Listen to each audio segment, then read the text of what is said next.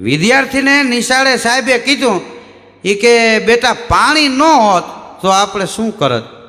તો વિદ્યાર્થી કે સાહેબ પાણી ન હોત તો કે આપણને તરતા ન આવડત ને ડૂબી જતો. હોટલમાં એક જણો જમવા ગયો હતો ને, 2-3 વાર વેઇટરને કીધું પાણી આપો પાણી આપો. તે વેઇટરે સામ જ ન જોયું. તે થડા ઉપર જઈને શેઠને ક્યાં આ વેઇટરો એ કે જવાબ નથી આપતા. કેટલી વાર કીધું પાણી આપો પાણી આપો.